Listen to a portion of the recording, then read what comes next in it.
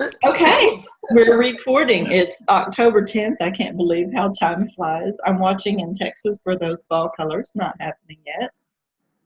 But we had 25-degree drop in temperature, so I'm thinking maybe that'll spur some fall colors on us.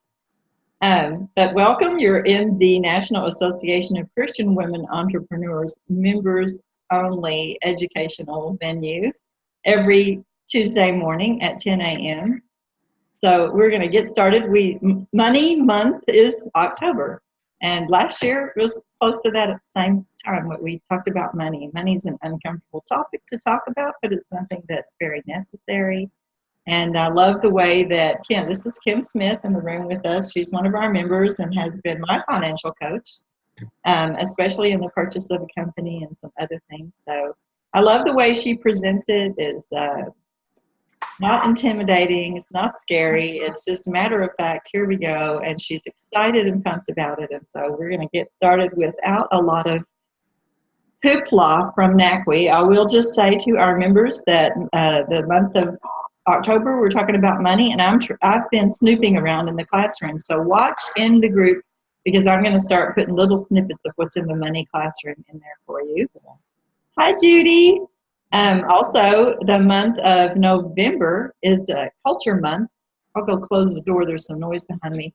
The month of November is Culture Month. You're looking at Lou. She's going to present that month. And then in December, we're just going to do a half a month celebration and do some coloring pages and just celebrate the Lord and holidays and family and take it easy a little bit. Maybe talk a little bit about how we'll gear up for the new year. So that's our snippet, NACWE snippet for the day. We're going to share screen and get Kim started straight up.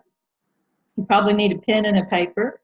And you'll also see that in the NACWE membership group, we posted her yearly gift budget sheet. You will love that. And she'll talk about that. You're going to talk about that a little bit today, right? Yes. So let me get the slideshow going. Pray us in and turn it over to you, Kim, and I'll turn the noise off that's behind me. Okay.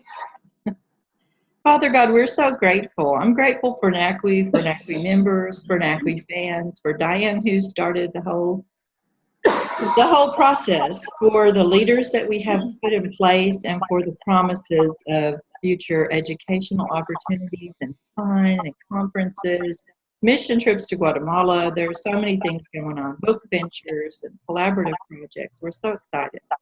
And we're grateful, Lord, that you're at the helm. Help us to keep you at the helm, and especially help us to keep you at the helm where our finances are concerned. A hard thing to do. We don't live in a culture that really encourages that you are the master of it and we are the stewards of it, of everything, not just our money, but our time and our efforts, possessions, everything. So be with us today as Kim walks us through and maybe learn something new from you, and not just learn something new, but implement it kind of into practice before the week is over. We ask that you would be with her as she presents, keep her on task and calm and having some fun. And we ask these things in Christ's name. All right, Kim. Amen. Okay. So I know, Karen, when you first asked me about this, and I think you even suggested faith and finances, and the more I say it, the more it grows on me, actually. Just thinking as believers and Christians, how our faith is to be like the cornerstone for our lives. And then finances, of course, for me are a huge part, but really and truly for all of us, it's a huge part of all of our lives. Sometimes people get frustrated with me because I say it affects every single part of your life. And they're like, what? Really, it's your money, right? But really, it affects our psychological, our health, our marriages, our relationships with our kids, our relationships at work, just everything.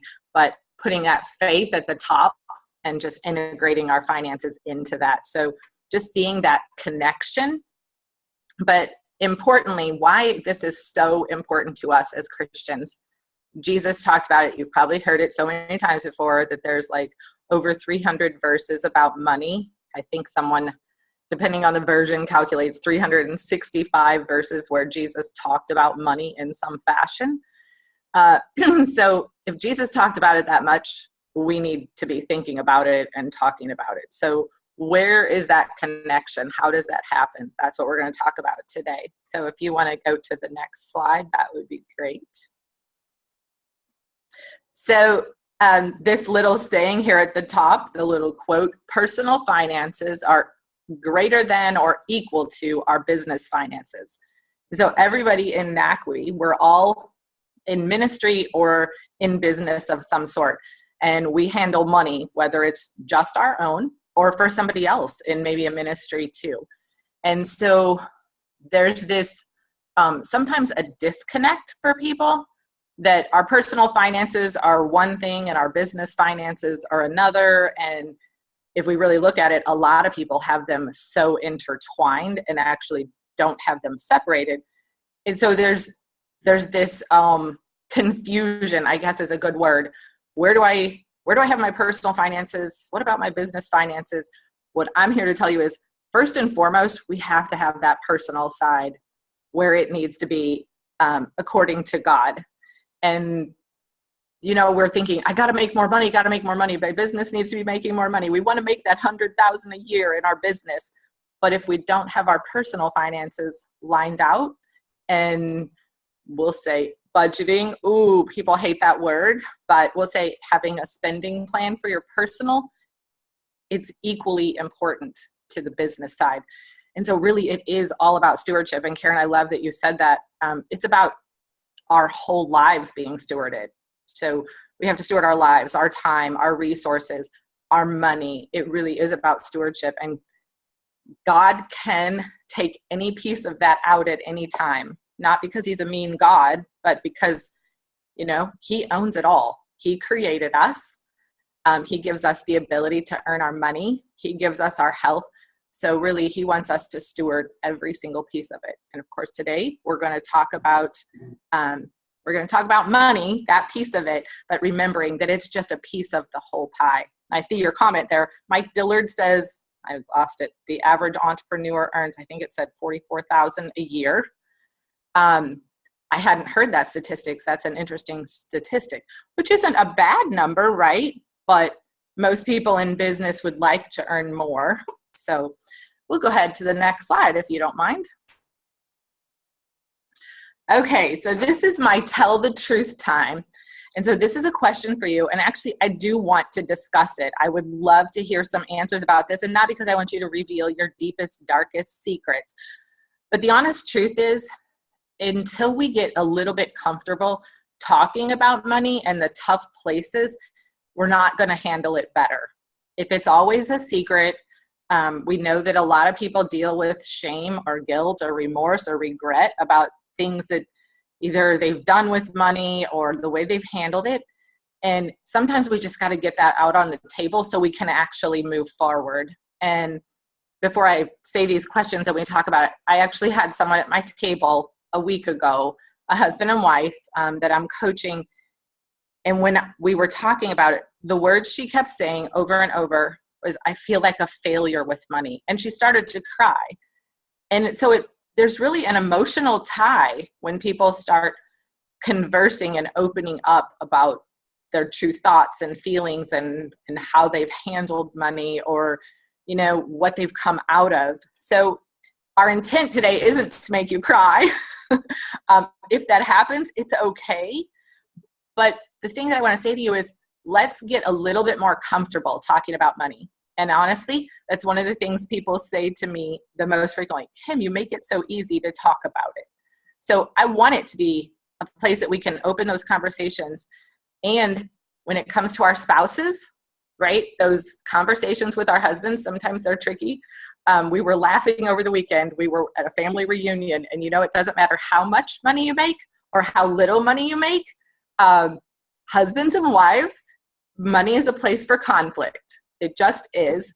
And so let's open the conversation so that we can get some of those things out on the table. So does your heart race or your hands sweat? Maybe there's some other bodily something that happens to you when you think about or have conversations about your finances. anybody have any comments there about like what happens to you? It could be mentally, it could be emotionally, it could be physically, when you start thinking about your own finances. I'll stick my neck out there. Since we've coached together, I'm a little more comfortable doing that. I mean, I think if you had asked not heart race or hand sweat, I would have even said that I have had times when I just felt sick to my stomach when dealing with money. And I don't know where it might be appropriate to do the letter to money testimony. I'm going to do that right here. I mean, we did that last week. We sort of encouraged everyone to write a letter to money. Yes. And my letter to money last week was so benign compared to how many years ago was it when I did that with you? 2 years ago? Just a little over a year. Really? Yeah. When I did it before, it just was such a revelation to, attitudes and what I remembered about money from my childhood and things like that. So I think the thing that it did for me was that exercise did for me was give me freedom to not be sick to my stomach about money and to realize that every little step that I take is a step towards celebrating and better stewardship and freedoms that I never thought I would experience and stuff like that. So really, I don't think I get heart racy, sweaty as much as I did before, unless I feel like I mismanaged something, But, so, I mean, I thank you for that. And I'm grateful for, just really, I feel like I've only taken baby steps. That's actually the best way. Okay, no one would come to me for advice about this. So thanks for asking. Yes, baby steps are a great way to think about it. And someone said recently in a group that I was in, if we tell you to take huge steps, you're more likely to fall back to old patterns. So whether it's your health or in a relationship, it's those baby steps that really we see the big progress. So thanks for sharing that. Anybody else? What happens to you? And it doesn't always have to be bad. Maybe you like the conversations. So I would just love to hear your thoughts. Anybody?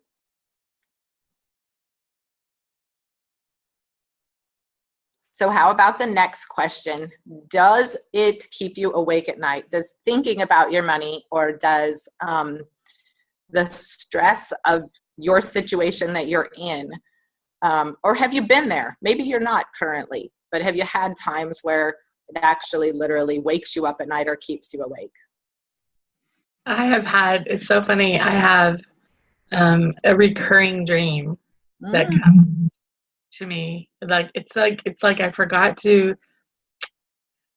do something. I forgot to pay one thing, and it's like the house is gonna be gone. It's crazy. I mean, I had this dream since we moved into the house 10 years ago, and it's just I had one this week, and it's just sort of a random, like, something's not under control, and so it doesn't keep me awake all night, but I will wake up with this like, did I do this? Did I, and that stress is just not good. Yeah. So. Yes. The stress. Absolutely. I see Barb's comment that baby steps, it's the way to do it. Absolutely. Of course, Dave Ramsey, he's kind of the king of saying baby steps in your finances, but it's so true. I'm working on with a health coach right now and for my nutrition and eating, and it's the same thing. It's those baby steps. What I would say about the keeping you awake at night, some of these situations we create ourselves. And I just want to, right now, I don't know if it's the right time, but it feels like the right time to say this. And I've had to say it to many people in coaching. Yes, dreams about money remind me about the dreams about school, showing up and being late to class or can't get your locker open, those kind of things. That you didn't get where you are in a day, or you probably didn't get there in a week or in a month. And so I know it doesn't make you, like, if you tell yourself in your head, well, I didn't get here in a day, so it's not going to get fixed in a day. I know that doesn't make you sleep at night, but I think we have to reframe that thinking, because so many people think, well, if I do this one thing, it's all going to be fixed. Or if I hire the financial coach, it's all going to look different in 2 weeks. And that's not the case. So the baby steps, the peace comes in baby steps also. Locker dream, when you can't remember the combination. I know, it's awful, isn't it? If you want to go to the next slide, that would be great. Okay, and I think Lou said the word freedom. We talk about this a lot.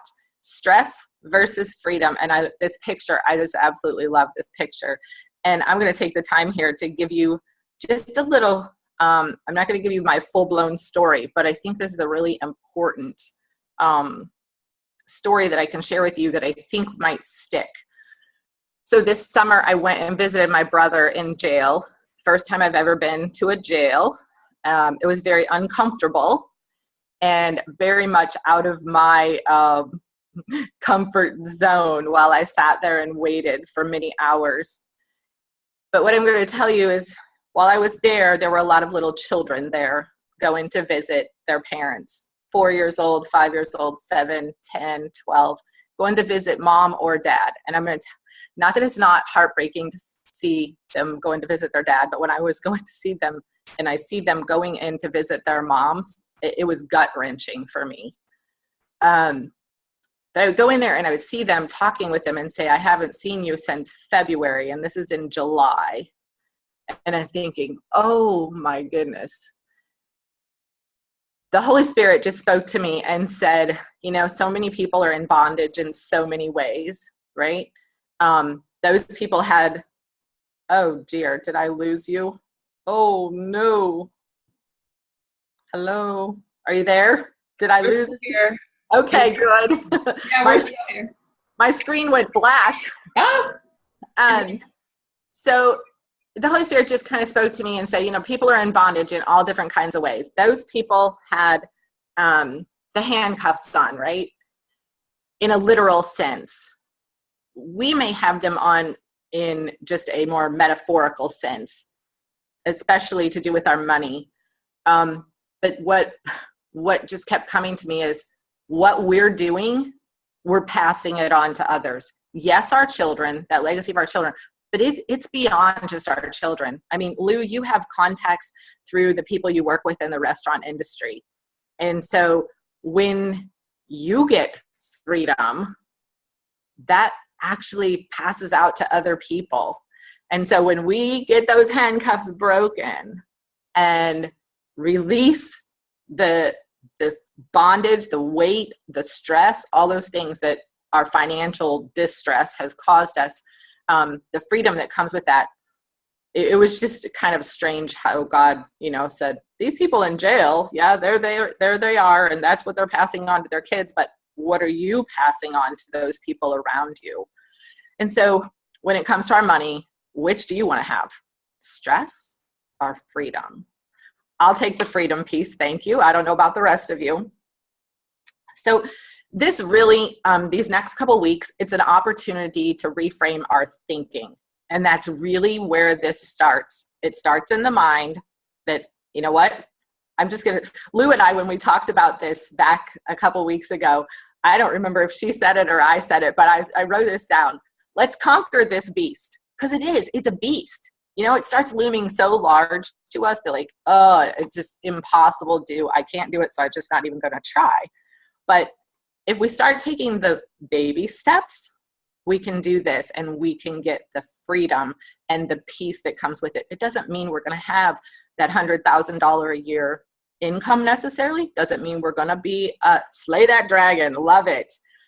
Doesn't necessarily mean we're going to be a millionaire, but we can have peace and we can have freedom in our finances, and really it affects every single part of our lives. If you want to go to that next one. Before we jump into this, I want to just ask this question, and I would love your feedback because I have some answers of my own, but I think it's important for you guys to think about this. How is your business tied to your personal? And I know you know this, but I just want to kind of get this thinking fresh in your mind. How is your business tied to your personal, particularly finances, but really overall, because each one of us are our business. So just throw out some answers.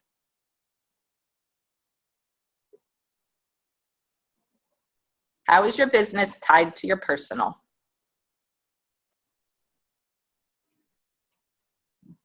I think I am the heartbeat of, sort of, I don't know where you're heading with this, but this is the first thing that popped into my mind is that, well, I'm the heartbeat. It's like the mom being the thermostat. If mom's hot, everybody beware, Yes. So I think that that heartbeat kind of influences every step I take, whether it's personal finances or business finances. And I know that I'm not going to be, I'm glad that you said that at the beginning, because I have a tendency to think, well, I just don't have time to do this. And so I'll really focus on business finances and I'll just let personal finances kind of wait. And then you're sitting there all day one Saturday trying to enter things into QuickBooks or whatever. I think that was a good reminder. I have a tendency to think personal finances can slide, but business finances can't, and I think neither one of them can. So probably my business finances are sliding more than I want to admit because of that attitude, that wrong direction. And I would tell you, I make sure my business is done, and I tend to kind of be the same. Okay. The personal isn't quite as important, but really it is. Yeah. And thank you, Lou. I saw that you put something there about personal expenses and finances support my business. Absolutely. I mean, we have both. The house, the electricity, the freedom of personal debt can free up money and finances to invest in our businesses. Thank you for that answer. Anybody else, how they're tied together? Judy said, trying to be an overcomer and flourish in both. Amen. Thank you. I missed that. Sorry about that, Judy. Thank you. Intimately connected. Yes, they are. Certainly. We want separate bank accounts, right? It's one of the things I tell everyone who's starting a business. You want a separate bank account for that business, and you want to operate out of it, but they are still intimately connected. So what we're going to do today, we're going to climb the ladder of finances, and we're going to I know we're in a Christian women entrepreneurs group, and we're business women. We are going to focus next week more on the business. Today, we're going to climb the ladder of personal, but I'm going to throw out some business tidbits as we go up these rungs of the ladder. So Lou is going to, I think Lou or Karen, somebody's going to help me graciously. We're going to climb the ladder. So if you would give me rung number 1. So we labeled this the core expenses. Basically, so we have this income piece coming in from somewhere, whether it's your personal job or your business that you do side or full-time. I put giving, we're climbing the ladder from the bottom up. If we were putting this in a different format, we might put giving at the top. We're saying it's the first thing, the priority. I could spend probably our whole time on giving, but I'm not going to today. But I am going to say that one of the things that I feel really strongly in coaching, that if people aren't doing this piece, it's primary. Jesus talked about it over and over. It's in the New Testament so many times. And when our hands are open, and there is a really cool example of this. The Jewish people, did you know that they actually pray with their hands open? That is how they pray. Knowing that money and their lives, everything about it, flows in and out. Dave Ramsey talks about when our hands are so tight and clenched, if we're holding on to our money, none can come in and none can get out. So we really want that open hand philosophy and with our giving. And I have had many, many debates. I'm not a big debater, but I've had debates with people over this topic. And you know what? I do not want to get legalistic about it. That's between you and God, what you give. My husband and I'm just being honest, we started at 5% because just taking that first step of faith, and then we've increased it over the years. I just tell people, get started somewhere. So if you're not doing that piece, I'm not here to beat you up. I'm not here to tell you, you must be doing 10%. What I say is do something. If that means a certain amount, percentage, or dollar amount out of every check or every week, you and your spouse discuss that and make sure it's a priority. I just think you're going to see blessings in so many ways when you put that piece first. Next rung. The emergency fund. This is probably one of them with giving. It's not quite equal, but it's pretty close. Just for some comfort and peace, and we call it margin, some breathing room in your life. You will have things happen, right? We've all had things happen that were unexpected, whether it's the car breaking down, a tire blows out and the other ones aren't quite there. We need, everyone I talk to lately, I need 4 new tires. I need 4 new tires. It's the car, it's the refrigerator, it's the roof leaking and you need a deductible for your insurance. It's a kid needing an emergency room copay of $250. I mean, I can just go on and on, things that fit into that emergency category. It's a dog eating a peach pit. Thank you for sharing that. Because wiped out my emergency fund, but I'm building it back. Yeah, thank you for sharing that. And I forgot the pet thing, because so many people, the pets are that emergency thing, you know? They're just those unplanned things in our lives. And if we don't have that cushion, then everything else becomes a crisis. Paying the electric bill can become a crisis because the dog ate the peach pit. Just making the house payment can become a crisis because the car broke down that you needed to get to work that you had to fix. And suddenly we have snowballed this whole thing. So an emergency fund, my recommendation, and people have actually said to me, well, that's not exactly what Dave says. I know that. I work for Kim Smith, just so you know. Dave Ramsey doesn't pay me. So what I say is, let's get that $1,000. But some people, and I am one of them, I got to have $2,000 to feel like I can breathe. Yay, Lou agrees. If your income is really low, it may be a $500, just a breathing room cushion. I don't want to just go around and say what makes you comfortable, because I have some people that meet me and they're like, I have to have 5,000 or 10,000, but they have a mountain of 120,000 in debt. So I really work with you individually to make sure it fits where you're at in your plan and your income and that kind of thing. But I just want you to put that emergency fund as a priority. And when I say that, gals, we have businesses.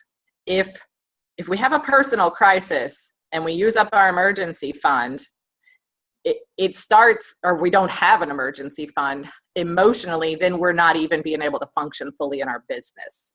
So it goes back to that intertwining thing. And really, and I'll touch on this next week too, we need an emergency fund for our business additionally. So next rung, please. Monthly expenses. And so what I'm going to say with that one is, way I look at it is your needs of your monthly expenses. And so we in America get really confused very easily on what our needs and our wants are. We think we gotta have this now, we gotta have this yesterday, and really we need to sit down and I'm not going through the budget form for you today. I'm giving you a budget form, and some of the things on there are not needs. We have to be able to eat, have to have food. Doesn't mean eating at a restaurant every night though, right? So we have to have food. We have to have somewhere to live, some type of shelter. We need transportation for getting to work, getting to those places. If we have a speaking engagement, we need to have transportation. I always laugh. This is one that I think is so funny. Clothing. So we all need clothing. We don't all want to run around naked. But if we looked in our closets, we probably could go anywhere from 3 months to 12 months without purchasing new clothes. Not that I'm saying you need to do that, but I don't see anyone walking around naked, right? So we will put our needs, those monthly expenses, are next in line. And the next rung. I'm on a 12-month challenge of not buying one clothes item. Good for you, Lou. And then I say, when you do that, you celebrate and you go buy an item or two after you've accomplished it. Okay, so meal and gift planning. For me, these are two really high points, because what I see, I have so many clothes, shopping in my closet again. Ooh, fun. Making new outfits. That's great. Meal and gift planning. I see this so many times. So we eat out because oftentimes we don't plan, right? We eat out, we do, everything to eat out, fast food, sit down, whatever you want to call it. And it could go from $12 for ourselves up to $50 to $90 for the family eating out. And I just see this blowing people's spending plans, budget completely. So I think menu planning, meal planning, that grocery shopping by the week or by the 2 week or by the month, whatever fits for you, instead of the grocery shopping every day or two, it's huge for the overall picture. And then the gift planning. And you guys, Karen posted it in the NACWE group, a file that is my annual gift planning tool. And everyone that's using it is telling me it's super, super helpful. It has an area for Christmas, an area for birthdays, and then there's an area for other, like your wedding showers, your baby showers, your maybe graduation gifts, those other things that pop up during the year, and putting those in, because, well, here's my Christmas speech to y'all, that people don't plan for Christmas and they get to November and December and they say, oh yeah, I gotta go shopping, and they go crazy. And they either spend the bonus, that one's a real common one, I'm getting a bonus, I'm spending it all on Christmas, and then they neglect something else. Or they put it on credit card and they're paying for it the whole rest of the year. Wouldn't it be so nice to have Christmas taken care of when Christmas happens and you're not carrying it on through and not having the stress of it? So that gift planning tool is in there, and you can do it by hand or fill it in online. So it's dual use. Okay, next rung. All right, fun money. We all love this one. Yeah, Karen. So fun money, some people, my favorite, that's great. Some people call it blow money, other terms, but fun money means when you plan out your spending plan, your budget, that you actually purposefully plan a certain dollar amount, weekly or monthly, that's for you to do whatever you want. And when you're married, you and your spouse each have some. I have a lot of couples that'll say, one of them will say, well, I don't need it. He's the one who really, spends. I'm a stay-at-home mom. Nonsense. You at some point are going to want to do something. And then what happens is they haven't planned for it. So they go out and they go crazy. Oh, I had a really rough day with the kids. I'm going to go out and blow a whole bunch of money at Target. No. We want to put that money aside and plan for it. And whether it's for you to go to Starbucks, whether it's for you to go spend it on clothes, whether it's because you just need to go buy a magazine. I had one gal, hers was, she spent $20 a week on ink pens, which I thought was a little bit crazy, but 20 on ink pens. But it's your money to do what you want with. The flip side to that is people then, but not $20 a week, right? We all like colorful ink pens. That if you are married, if you and your spouse decide, hey, this week we want to pool our fun money and we want to go to the movies, we want to use it for a date, that's perfectly fine. They're like, are you sure? Is it okay? Can we do that? Yes, it's your fun money, yours to do what you want. And it may be $5 a week, it may be $20 a week. It fits into your plan. So we just want to make sure that we have that integrated in there. We don't want to be so strict and rigid that all we're doing is paying bills. Okay, fun, yes. All right, next rung. Debt snowball. And I say here, we're the structural expenses. This is beyond the basics. Those were kind of like, these are the basics. Let's get these under our belt. We're just going to move into the next one, the debt snowball. And I am not going to tell you here how to do that, but it's a way of paying off your debt much quicker than traditional ways or the ways that you often hear of out in culturally, and that I can help you with. And I can do that in a phone call, literally. We can sit down and have 10, 15-minute phone call. I can teach you how to do that if that's a piece that you're wanting to do. Next rung, retirement in college. In today's culture, we have this notion that every kid is the right and entitled to go to college. And I believe it's a good thing. But these kids coming out with, I just had a kid recently that I was coaching, and he had $350,000 in student loan debt. His wife had about 40. And so when we put that together, I mean, it's such a heavy weight. So if you're planning that for children or grandchildren, yes, it's important, but it's kind of lower on this. It looks like it's, we're climbing up the ladder, but it's lower on the list. Retirement, however, I want to put before college. You need to take care of yourself. I think Lou said it to me last night. We were talking about a different conversation that, that oxygen mask. Parents and grandparents, take care of you. Your kids can work and go to school. There's plenty of opportunities out there to do that. So I'm not going to harp on that one, but it's a piece of the pie. Go ahead. Next one, please. Business finances. This is what we all want to know about. We want to know more about it. And there's so many pieces, and we're going to talk about some more of those next week. But what I want to just kind of highlight right now is that you need to take money for yourself. We're so busy making sure that we do all these things in our business that often we forget that we need to take out, even if it's a small amount, consistently, that we pay ourselves. Because at some point, if you don't pay yourself, you're going to feel like, why in the world am I doing this? What is this? Whether it's a year down the road or 10 years down the road and you haven't taken it, you just keep putting all the money back in the business. And what we do for ourselves by going to a conference or a retreat and those kinds of things. But I know even for myself, I can go to 4 conferences or retreats in a year, but I haven't paid myself anything as such. They're fun. I learn, I grow. But if I don't have some money that's for me, and if I pay me and then I pay to go to a retreat, it kind of feels like, yeah, I got paid and I went to a retreat. But if we just pay for the retreat, sometimes it doesn't feel the same. We'll talk about some more in the business finances next week. Next rung, please. Equipment. This is a huge one.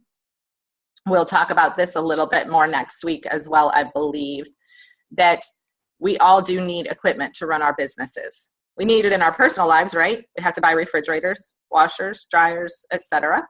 But we need to plan for it. And the same in our business, we need to plan for it and not just think, oh, today I feel like buying XYZ.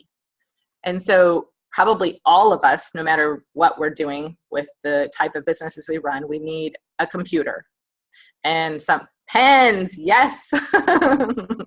Sometimes we need a new piece of equipment that is a computer or some kind of software.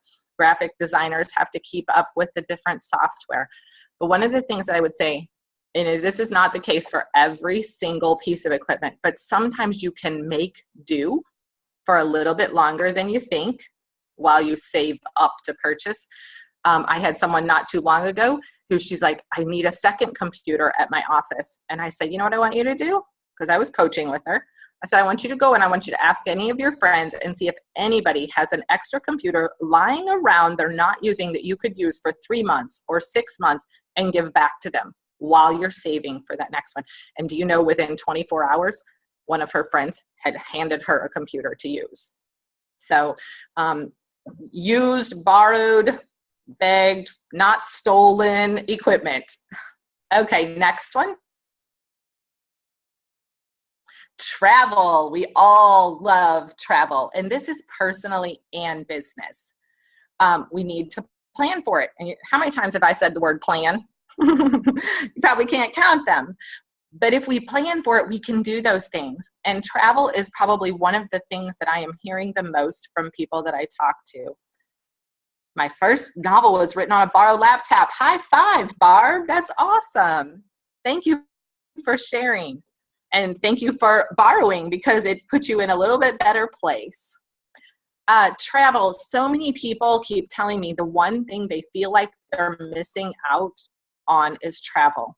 And they feel like they don't have the money to do. They feel like they can't. And so I want to be able to travel. I want you to be able to travel, whether it's for a retreat or a conference or a seminar, or just for pleasure, or like Karen and Lou did, integrating both. And so we want to plan for that travel piece, but it doesn't go, at the front of our list. Well, okay, I'm going to Disney. Who cares about all the rest? And that's what I hear people do. We're spending $5,000 to $10,000. We're going to Disney. We're just put it on the credit card because we want to. No, let's be smart people and plan it. Business and personal. Next one, please. Other businesses. Ooh, this is a fun one. So when we get ourselves lined out, novel number 12 will be written next month on my own computer. High five, Barb. That is so cool. Very, very fun. So other businesses, how many of you, and I just would love either in the chat room or hand raise, how many of you have something in mind that you would love to do as another business? Karen, we already have multiple businesses, I know, but hey, there's always one brewing.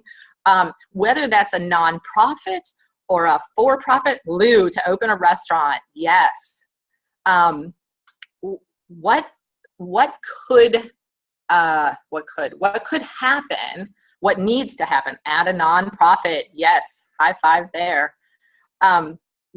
What needs to happen for you in order for that other business to happen? Tell me one thing. What needs to happen? Lottery. Yes. I didn't see what Judy's was. What did it say? Need clients. More clients make women of value flourish. Absolutely. So we want that. And I'll take this for Lou as well. Anybody else who's got a business on mind, a cool 200,000. Yes. Snap your fingers, right? That we need this first business to do something to generate some of that income. And it could come in other ways. It's not that we couldn't get an inheritance or a gift from someone or win the lottery if you play. That something has to happen in order for us to do that other business. I want to invest in Lou's restaurant. I want a nonprofit and I need to line my ducks up. Yes. So I think as entrepreneurs, we all know that, sometimes we have a zillion ideas a day. Sometimes it's just one a week, but some of them are really, really, they're God ideas. They're not just those good ideas, but we have to, like Karen just said, get our ducks lined up. But I'd love to know and see you guys get through these steps. And then you're like, I'm doing that other business. I'm actually there and I'm doing it. So it's just kind of an exciting piece to put there. If you want to go to the next slide for me. So this verse is super, super powerful. And I think I'm just going to read it out loud to you guys. You can all see it on the screen, but I think I want to talk about it just a little bit. For which of you, desiring to build a tower, does not first sit down and count the cost, whether he has enough to complete it? Otherwise, when he has laid a foundation, is not able to finish, all who see it begin to mock him, saying, this man began to build and was not able to finish. Okay, so you can say build a tower, build a house, build a business. If you don't lay out whether you have enough to do the thing you're trying to do, it says that people who see him mock him. It could land us in bankruptcy court.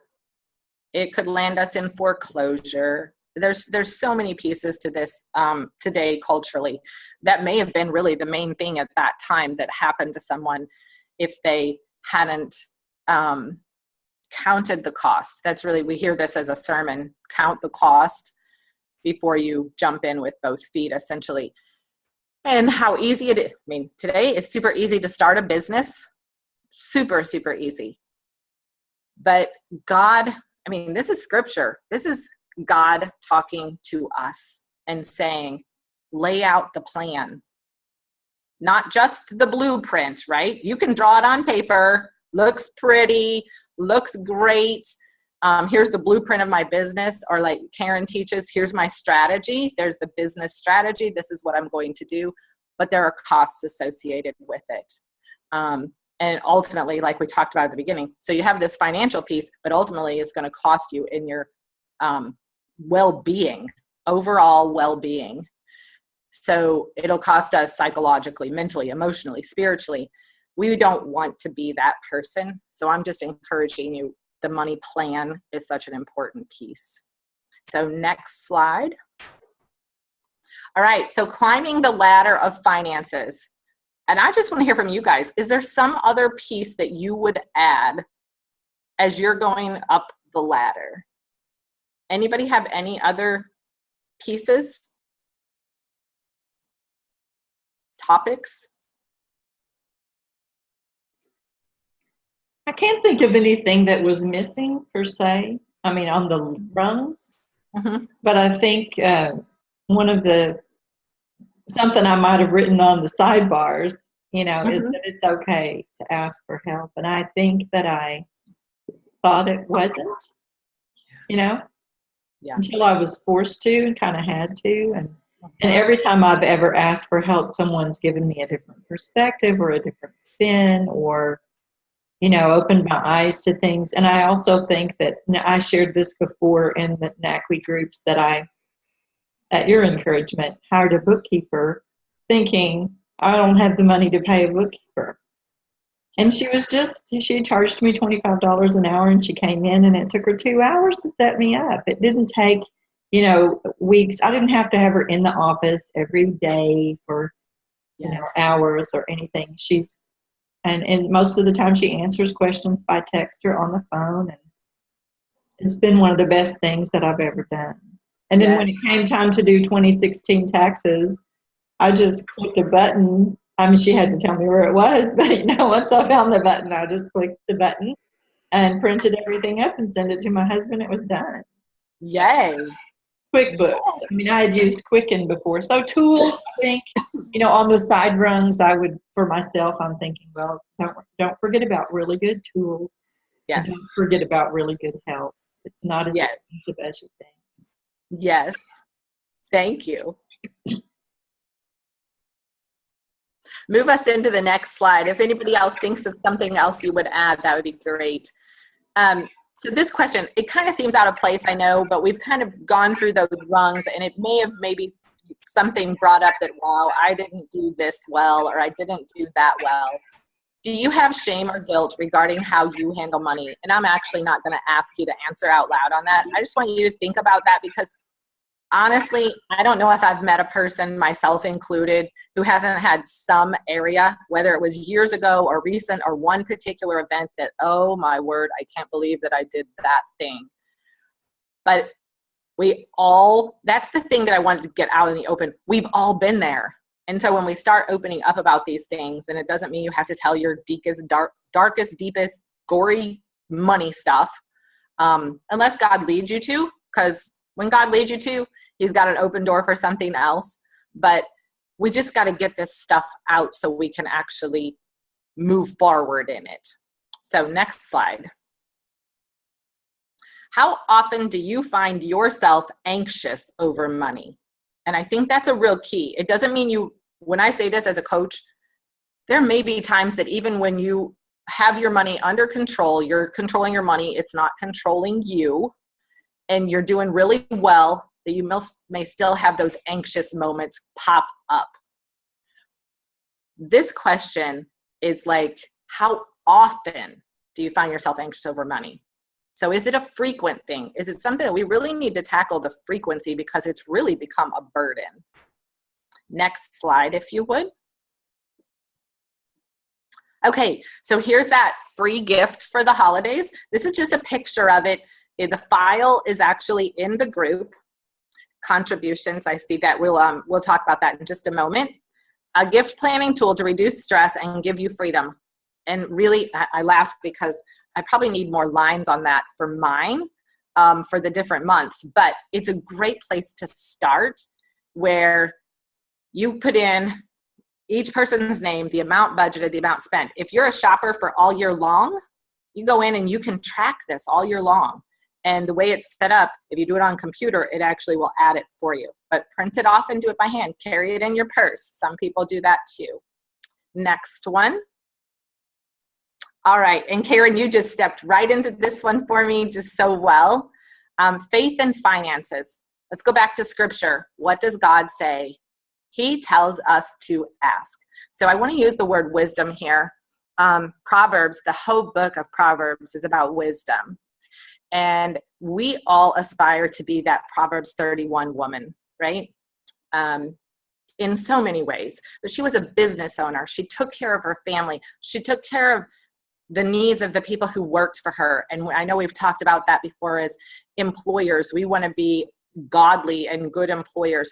Really, that's our model. And she was wise. She was wise in the way she handled all of those aspects. And that's what we want to follow. So wisdom tells us to ask. I've been in so many Bible studies that they just keep repeating, ask, ask, ask. And Karen she just said that for us. So first and foremost, it's asking God. And you know what? Sometimes we're so independent and in control women that we kind of forget to ask God first. We'll ask everybody else before we ask God. And sometimes we just need to go to him first and ask him for whatever it is we need. If it's the finances, literally, I need clients. Judy said that earlier, which we all do. This is the word I was assigned for Barb's Devoted to God, the Walk of Faith book. Very cool. So go to God, ask him, whether it's for the little finances, or I don't know how to do this, or in Karen's case, it's lead me to the right bookkeeper. I need that person. I need that tool. I need that resource. And so there's so many places out there that we can find that, but asking God to direct us to it, I think, is the important piece. And just if we would remember, maybe we need this on our refrigerator. Ask God, really big and large. He is our source, and we often forget that. Number 2, ask yourself, am I ready to do the work? And in Karen's case of the bookkeeper, it was really the work of hiring, right? We can't wait to share it with the world, Judy. That's awesome. We can't wait to see it either. Ask yourself, and this is for real. And one of the questions I ask my clients or pre-clients before we've even agreed for coaching, on a scale of 1 to 10, if you hire me, how hard can I push you? So they have to think about, are they willing to do the work? And so whether it's me with my nutrition coach, I had to get to a point to say, you know what, I really do want it to be different. A year ago, if somebody just said, you need to really eat different, you need to do this different, I wasn't ready. That's the truth. Are you ready to do the work that it takes? If it means the budgeting, the planning every week, are you ready? Number 3, ask the experts. Karen did that. She went in and got somebody who is an expert in QuickBooks to help her do that office work. And it relieved a whole lot of stress, time, energy. When we ask the experts, we can ask for resources, the tools, how about the connections?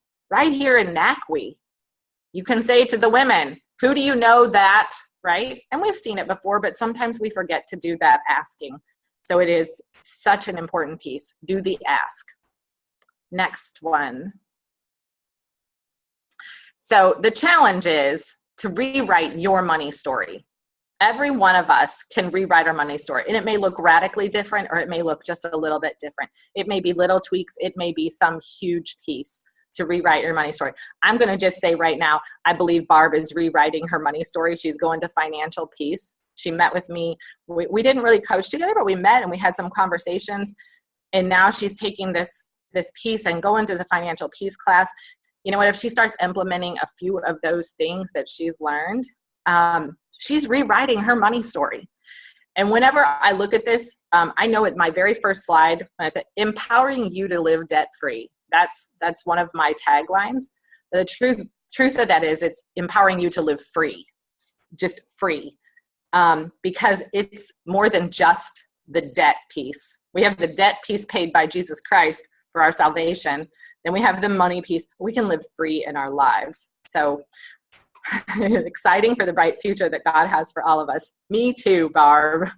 Rewrite your money story. That's what I help people do. So the next slide. So, here it is. It's at the end. Empowering you to live debt-free, but free. So I have a special offer for NACWE ladies.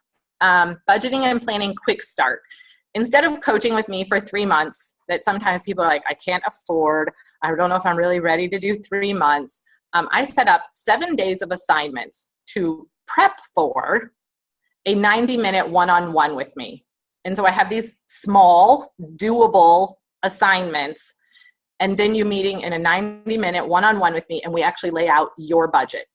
So you don't have the accountability of 3 months with me, but if we lay out your budget, something that you actually have tangible that you can literally live by, make the plan and do it. So that's an offer for you all. I do have a question. I think we have time for this one really quick question. This is something I want you to ponder really for next week. We're not going to discuss it right now, but I didn't bring it up yet this morning, but I think it's such an important piece of all of our stories. And that is, look at your own life and go back to your childhood and think about how money was handled in your home. And I say handled, not handled, talked about, not talked about. Did mom handle the money? Did dad handle the money? What did you observe? What did you think? What did you feel about that piece of growing up? Because what I am seeing over and over and over is that people, how they were raised, how money was handled, it is so influencing what they are doing with money now, either in a totally opposite way or they are mimicking what was done in their own home, and they don't really know how to break out of that. So that's just kind of food for thought as we enter into next week's lesson. And I don't know, I know we've got just a couple minutes, and Karen, you may have something, but if there's any questions or comments, I would love to answer anything. Anybody popping in with questions or comments? Thank you, Kim. So if we wanted to do this offer, just email you. It's not like you have a link on your particularly That on is correct. Yes. Thank you, Barb. Yeah, I mean, I think this is a baby step. Just being willing to have a conversation about money and to hear. Are you going to tell sometime in the next couple of weeks your story? You are going to do also share freely that link to the video. Yes. In the radio station. We'll put that in next week's. Okay. That'd be great. That was one thing that gave me hope. I thought, Yes. it's not just y'all, it's other people that are standing there saying, through having finished Financial Peace University or whatever, that say we did it. And if you can do it, we can do it too. Absolutely. So, I guess one comment is every time I start a new program, there's the hope that it will blow up, right? Yes. And then there's that also little nagging fear like, oh my gosh, what if it does? What if I can't keep up? What a wonderful problem to have, right? Right. There's that fear of success. I know Diane used to talk about that. Yes. I thought, no, come on, nobody's really afraid of making it. But we are. It's like, what am I going to do? And what if it goes so fast that I can't keep up? Come on, really? Yes. Bring it on, right? We all need that to happen. So. Yes. I would agree with you. And I don't know if I even heard of that before Diane, but it has, I think it's very real, fear of success. Any questions before we go?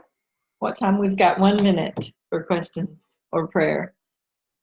Thank you everyone for being here. We'll post this in the chat room not in the chat room, we'll post this in the membership group, and it was great, Kim. I'll close this in prayer. Thank you. Especially Barb, I would ask you too, but I can't see your face, so I'll do that next time. Father God, we're so grateful for baby steps, every little step that brings us closer to being successful and better stewards of what you've given us, to understanding maybe that we left something off the rungs of the ladder, or that other steps need to be taken. I would just pray that there would be some sort of putting into practice one thing that we learned from Kim today, and that we would prepare for next week too, as we start talking about business finances and going a little bit deeper.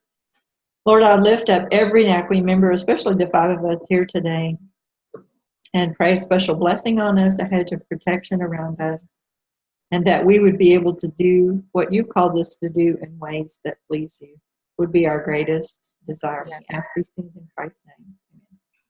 Thank you, Ken. Appreciate it. Thank you. Everybody. Thank you. Thank you, Lou.